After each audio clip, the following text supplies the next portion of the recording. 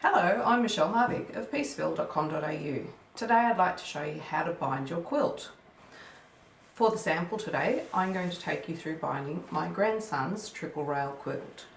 This is all made in his favourite Batman fabric, and it will be coming up as a free YouTube shortly, once we get the binding on. So, when we start, how much fabric do we need to bind our quilt? This quilt measures 51 by 58 inches. We need to know the total circumference of the quilt, in this case 218 inches. We then divide that by 40. Why 40? Our strips of fabric are roughly 42 to 44 inches usable. I don't use the full width of the fabric because I'm going to cut it on an angle to join, which distributes our bulk. So therefore I take our total, in this case the 218 for the quilt, and divide that by 40. So that ends up with roughly 5.5 strips for this particular quilt. I'm not going to do a half strip in my cut, so I will up that to the next whole strip. That gives me 6 strips. So my maths has now told me I need the 6. What size strip? That's totally up to you. My own personal preference is 2.5 inches.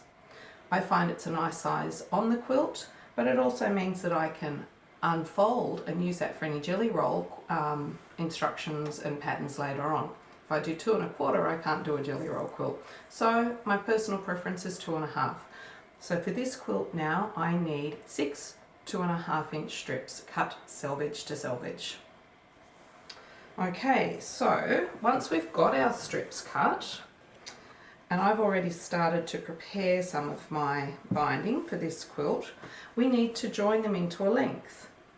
And as you can see, I've actually joined my strips on a 45 degree. The reason I do this is to distribute the bulk. If I fold this wrong side out, you can see that the bulk is now going from here to here. So that diagonal seam distributes the bulk over 2 inches. If I do a straight seam, it will put it all at one spot and it will be bulkier in the binding. Sometimes with a stripe, that's a call that you have to make. Where possible, a 45 degree seam is better. How do we cut that angle? First of all, we take our strips, and we don't want to cut them doubled as they've come off the bolt. So my 2 selvages together, and I've got the fold here. If I cut my 45 now on here, I will actually end up with a mirror image. The top one and the bottom will be in 2 different directions. We want them all to go in one direction on our quilt. So if we find the end of this binding, which is here somewhere, if you can't work out which way to cut, or once you've made one cut, let's just follow it. So I've got an end there that I can follow, but I'm going to take these 2 strips that I have, and I'm going to layer them up right side up in a single layer. So that now I'm cutting 2 layers of fabric, but I'm going to cut them both in the same direction. So I've got those layered on my board.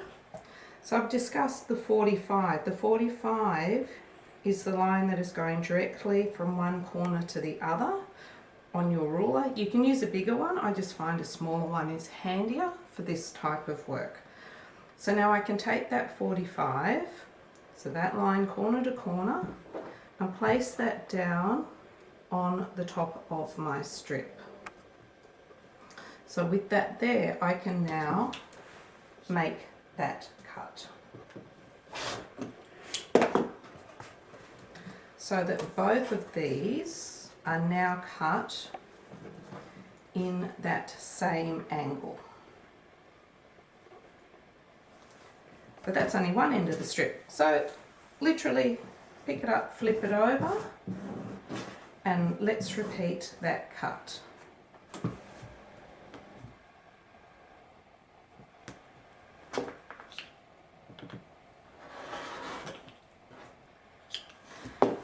Once we have all of our strips cut with our 45 degree angles, we now need to join these 2 together. So you can see that they fit beautifully to make a straight edge. However, we need to place them right sides together. When we do this, always make sure that where they're coming down, where the two fabrics form that 90-degree angle, that is where you want your 45-degree seam to go through. So I've actually got that one a little wide. I need to take that back. So see there, I've got the angle through both of these places, so that's where I need to sew. This will then give us a straight edge at the end. So you can pin your whole length together, and then we're ready to go to the sewing machine. So at the machine now, I've just got a neutral grey thread on, and I'm going to line up my stitch with where that crossover point of our two binding strips are. I've actually got my machine set to 1/4 inch from the raw edge to the needle position. So I can just swing across these seams.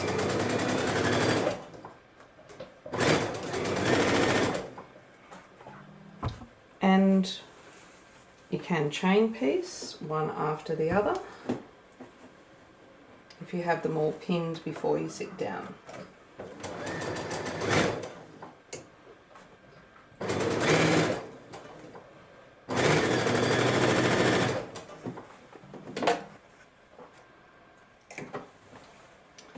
So if I bring this first one out, what you're looking for is that we have straight edges on the side, no steps.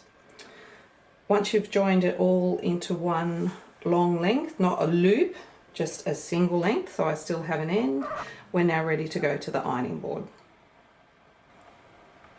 We're ready to iron.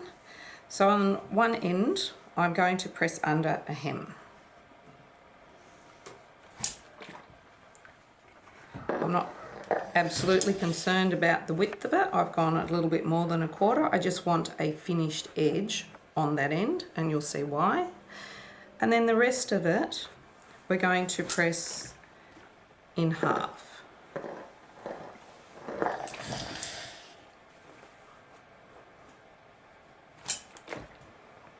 I promise I won't press all 240 inches. But what I want to do is to get to that first join to show you how to press there. Okay, so in the next press, I'm up to that first join.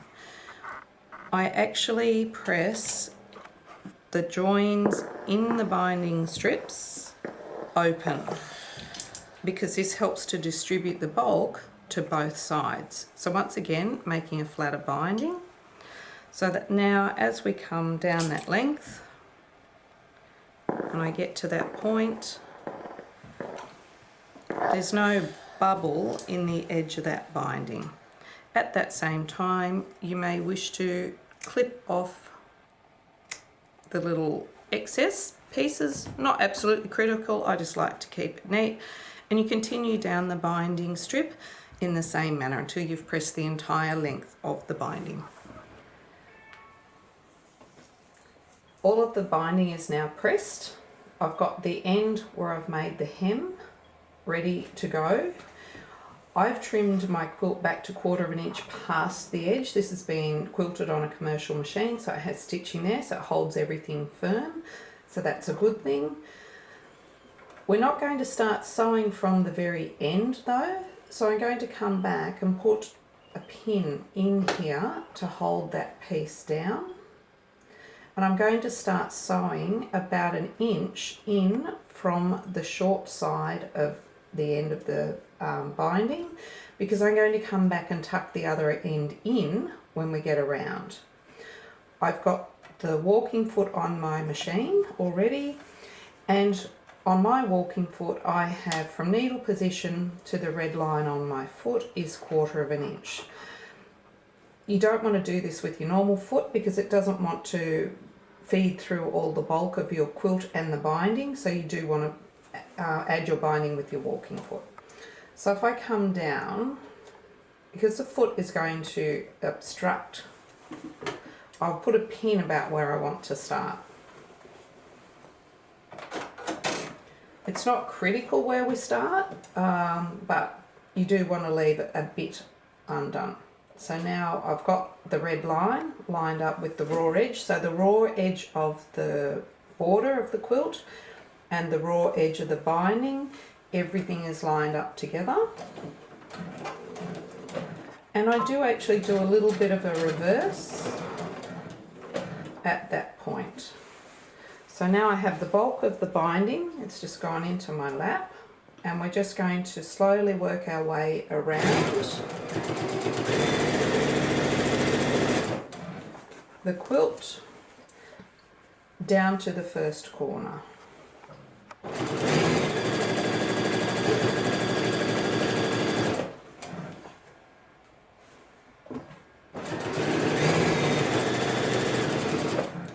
As you come into your corner, you want to take it a little bit slower. We want to stop 1/4 of an inch with the needle, 1/4 of an inch in from the next edge in order to make our mitered corner. So that as I come down, I've actually got a red line that lines up. However, if you lift your foot and place it down, just eyeball and see whatever you're lining up to get your 1/4 inch, if it's in the right spot. And at the moment, I need to go one more stitch in order to line up my red mark with the raw edge of the next border. So I'll turn my quilt back, do one more stitch, and now I'm happier with where I am. I'm now going to reverse off this corner. Yes, there's nothing there, I'm not concerned, the machine will come forward. The tail of this quilt, or the binding, the tail of the binding, take it back towards the needle, and that has automatically already formed an angle in here. Hold that angle down, bring the binding back down over itself, so you've lined up the raw edge of the binding with the next edge of the quilt. And we now have these two edges in here. What you want to do is to adjust these until those two edges sit beautifully together here at that point, because when they are together there, that means that we have a true 45 underneath. If these two do not sit together, if you get something like this happening where you've got one wider or narrower than the other, you don't have a true 45 underneath. So adjust those, get those two together. The folded edge lines up with our previous edge. They're together, this raw edge is together, and now we've got our foot back on the batting at the edge, and we can simply come forward.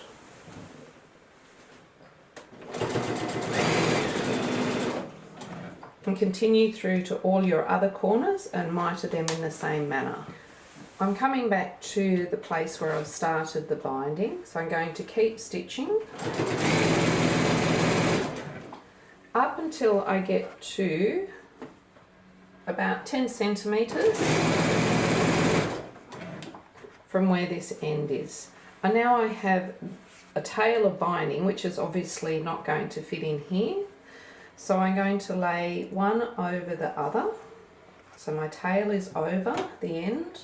I'm taking my scissors and I've cut the excess off. And then I'm going to do a test run and try and sit that end inside here. And that's actually going to sit okay. If you find that you've got too much, I just take it out and you can trim that end up a little bit more if you need it, if that was buckling a little bit. And that's why I've left such an amount there, about that inch. So it gives us a little bit of leeway. You don't want to make it too little or you won't have enough tail poked in, and you don't want to have it too long or you're going to have bulk in a bigger section. So that pin is still underneath here. Bring this down and I will put one more pin in there now just to hold those layers together.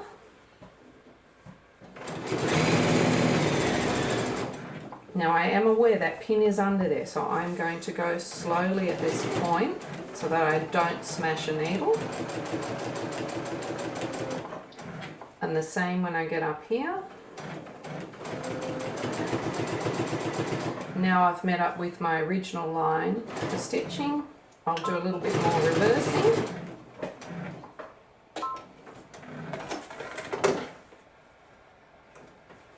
Trim those threads, and what happens is that on the outside we've got the same angle. It's hard to see in this print, I know, I'm sorry. The grandson loves Batman. But if I put my finger under here, you can see now that's where I've pressed that hem, and the tail is underneath there, and it will simply roll over and be hand stitched on the back now to catch this, the edge of our binding, to the stitch that we use to actually attach. And once that's hand stitched in place, your quilt's ready to be used by your little ones or by yourself. Hope that was all helpful for you. Thank you.